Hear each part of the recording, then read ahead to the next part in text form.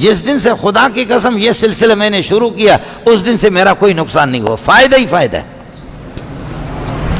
اس لیے حدیث میں آتا، میرے نبی فرماتے صلی اللہ علیہ وسلم، اللہم آتے منفقا خلفا، اے اللہ، میرے نبی نے مشکات جلد اول میں ایک حدیث بیان فرمائی صلی اللہ علیہ وسلم۔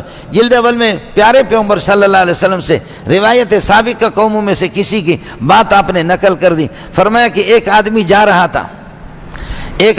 رہا تھا، وہ ایسے کچھ زمینوں کے قریب سے جا رہا تھا، اچانک بادلیں آ گئی، بادلوں والا دن تھا، اور بادل سے آواز آ رہی ہے، اے بادل، اے بادل، اے بادل، فلان طرف جاؤ، فلان جگہ پر برسو، فلانے نالے پر برسو، اور فلان کی زمین پر برسو۔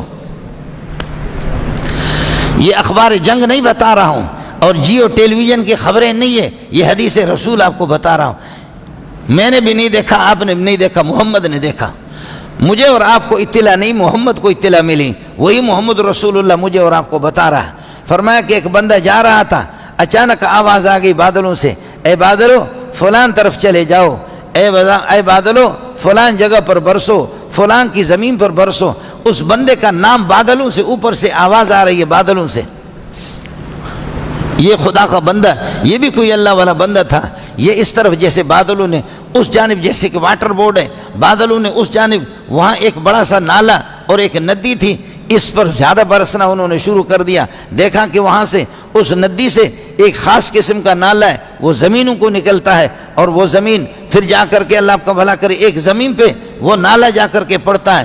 دیکھا کہ پانی کا زیادہ تر رجحان اسی نالے میں، اور وہ نالا جا کر کے فلاں، اور وہاں پر کوئی آدمی بھیلچا لے کر کے وہ اپنے زمین کے یہ کہ بند باندھ رہا ہے کہ کہیں پر کوئی سوراخ مراخ کسی یہ کہ چوہے وغیرہ نے بنایا، کہیں پر بند ٹوٹ نہ جائے، وہ اپنے زمینوں کی سینچائی کر رہا اور پانی بندوں کا باندھ رہا بھیلجے میں۔ جیسے ہو گیا بادلیں ختم، بارش ختم ہو گئی، بادلیں چھٹ گئی اور زمین اس کے پانی سے بھر گئی ہے، زمین بھر گئی۔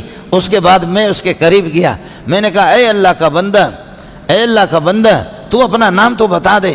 اس نے نام، وہی نام بتایا جو نام میں نے آسمان سے سنا تھا۔ اس نے وہی نام بتایا جو نام اس نے آسمان سے سنا تھا، بادلوں سے سنا تھا۔ کہنے لگا ہے قربان، ہے قربان، ہے قربان، یہی نام میں نے سنا ہے۔ تو اس نے کہا کہ کیا ہے ماجرا، کیا ہے، مجھے سمجھ میں نہیں آ رہا، تو میرے پیچھے لگا ہوا، نام بھی اپنا بتا دے اور یہ کر دے۔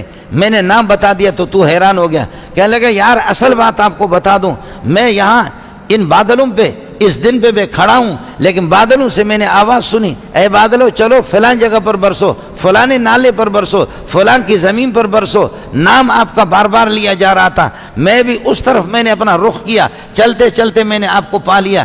مجھے یہ بتاؤ کہ کیا بات ہے کہ تیرا نام بادلوں سے بھی، اب بھی آج بھی بادلیں نام لے رہی ہے، لیکن مجھے اور آپ کو سنائی نہیں دیتا۔ اس کے لیے ابو بکر عمر چاہیے، اس کے لیے محمد چاہیے۔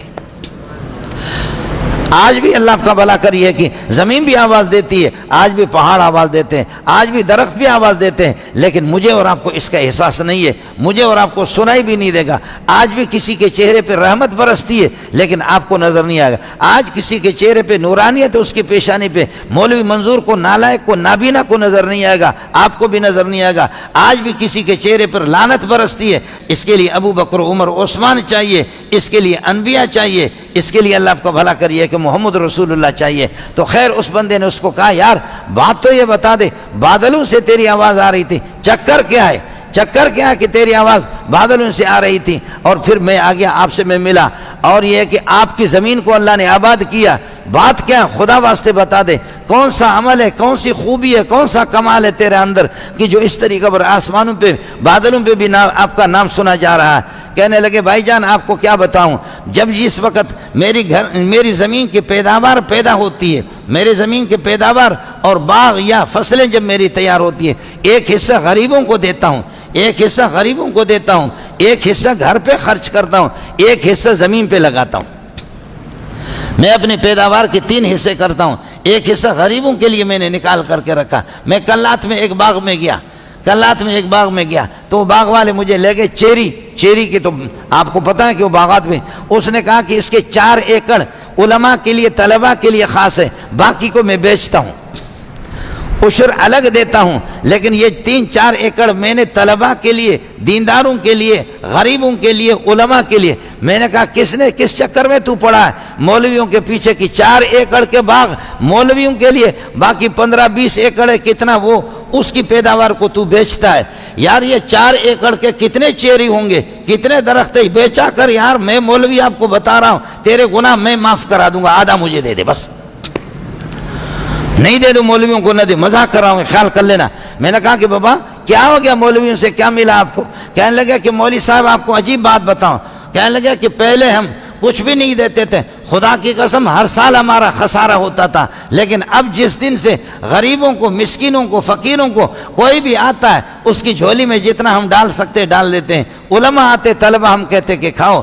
جس دن سے خدا کی قسم یہ سلسلہ میں نے شروع کیا اس دن سے میرا کوئی نقصان نہیں ہوا، فائدہ ہی فائدہ ہے. اس لیے حدیث میں آتا، میرے نبی فرماتے صلی اللہ علیہ وسلم، اللہم آتے منفقاً خلفا، اے اللہ خرچ کرنے والوں کو اور دے دے، اس کا عوض دے دے، اور دے دے، اور دے دے جو خرچ کرتا ہے. اللہم آتے ممسکاً تلفا، اے اللہ جو بخیل ہے، مال کو رو کے رکھتا ہے، اس کو نقصان دے دے، نقصان دے دے، نقصان دے دے. میں نام لے لوں گا تو مسئلہ آپ کو سمجھ میں آ بھی جائے گا، لیکن نام لیتے ہوئے میں ڈرتا ہوں.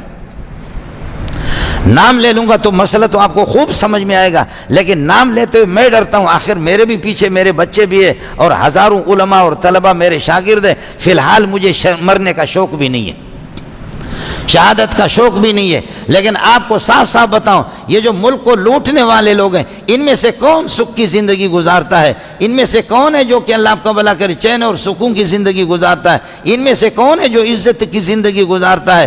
بھیڑیا کی بھی بڑی عزت ہے، بھیڑیا کی جنگل میں بڑی عزت ہے.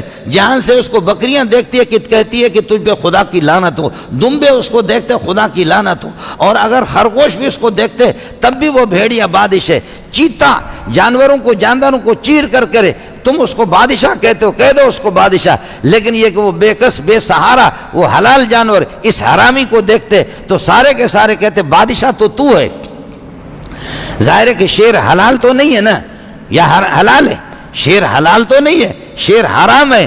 اس حرامی کو جو بھی دیکھتا ہے، چاہے ہرن اس کو دیکھے یا ہرنی دیکھے، یا بکرا دیکھے یا بکری اس کو دیکھے، خرگوش اس کو دیکھے، جس قسم کے جانور، دمبا دمبی، بکرا بکری، گائے بیل، جو بھی شیر کو جنگل کا بادشاہ ہم نے اس کو قرار تو دیا، لیکن پھر بھی وہ حرام ہے، اس کا گوشت بھی حرام ہے بھی حرامی ہے، لیکن بادشاہ وہ بن گیا ہے. لیکن پھر بھی اس کی عزت کسی کی نگاہوں میں نہیں ہے. سارے جانور بھاگتے اس پر لعنتیں بھیجتے ہیں. ہمارے بزور بازو چیر کر کے ہم پر مسلط ہوتے ہیں، لیکن ہم اسی طرح دل میں ان پہ لعنت بھیجتے ہیں، اور تو کچھ نہیں کرتے.